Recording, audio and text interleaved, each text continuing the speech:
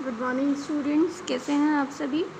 बेटा आज हम वीडियो नंबर 25 करेंगे क्लास 8th के अंदर।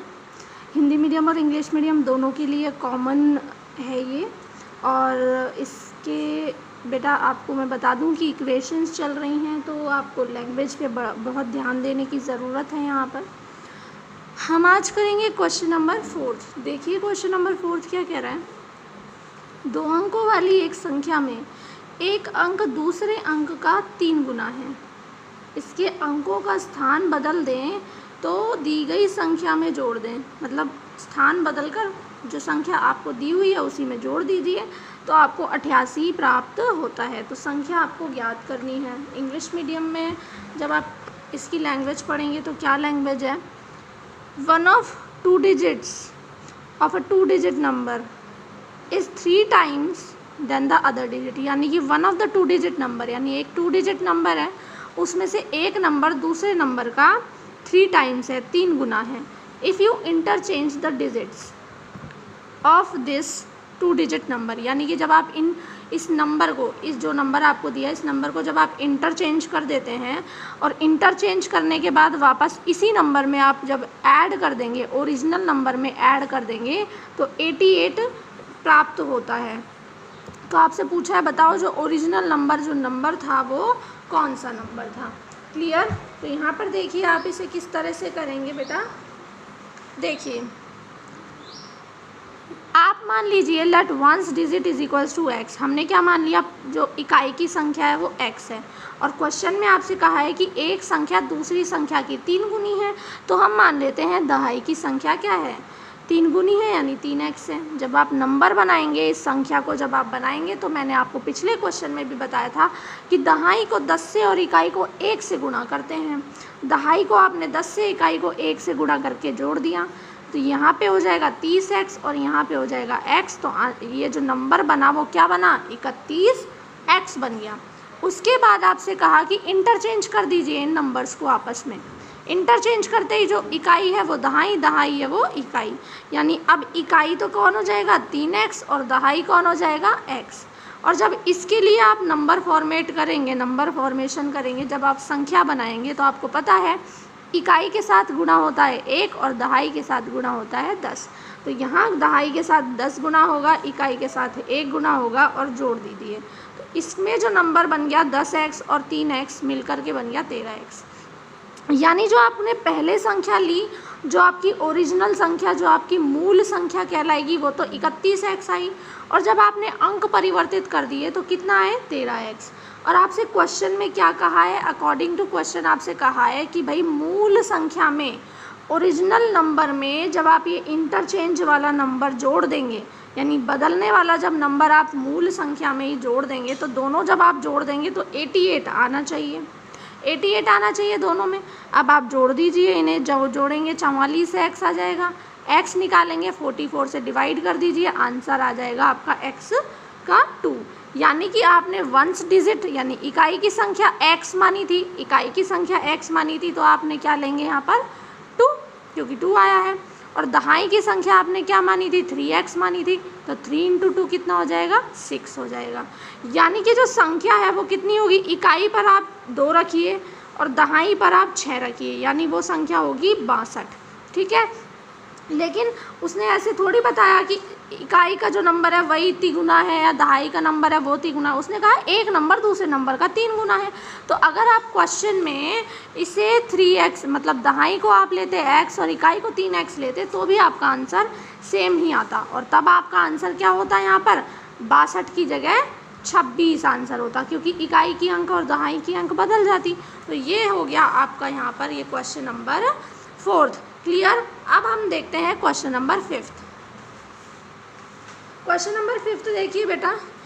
शोभो की माँ की आयु, शोभो की आयु की 6 गुनी है। मतलब जो शोभो की माँ है उनकी जो आयु है वो शोभो से 6 गुनी ज़्यादा है।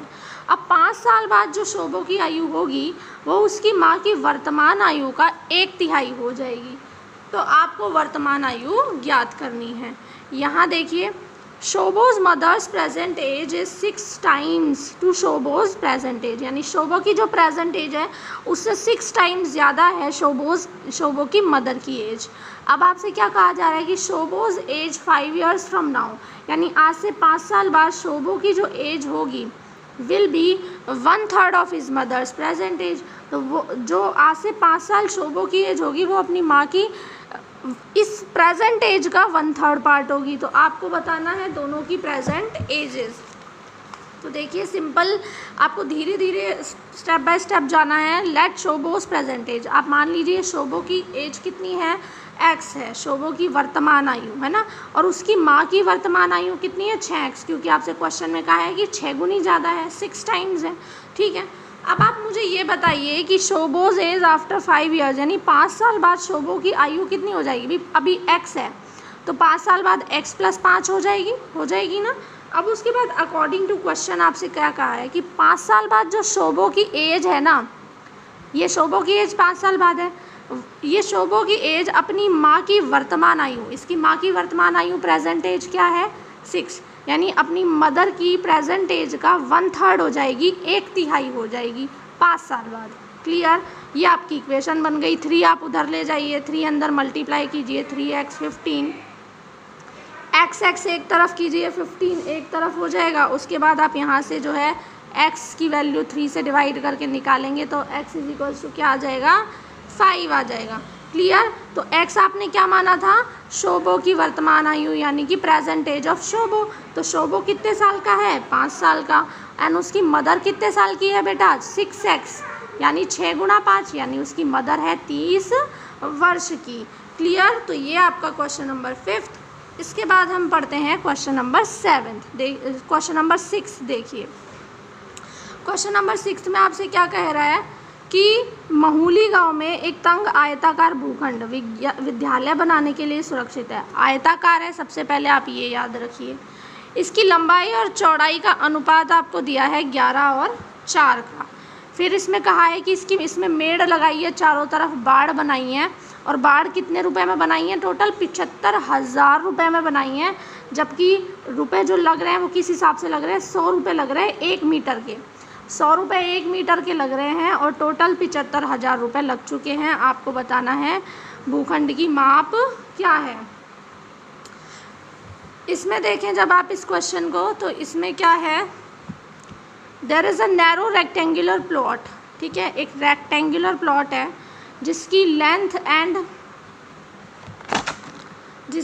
एंड ब्रेथ जो है उसका रेशो आपको दिया है 11 और 4 का। अब आपसे कहा है कि इसकी फेंसिंग कराने में 75,000 का खर्चा आया है, और खर्चा किस हिसाब से आया है 100 रुपीज़ पर मीटर, यानी 1 मीटर पर 100 रुपये का खर्चा है, और उस हिसाब से 75,000 का खर्च आ चुका है। तो आपको बताना है लेंथ और ब्रेथ क्या क्या है इस प्लॉट की। क्लियर है, तो आप देखिए इसे,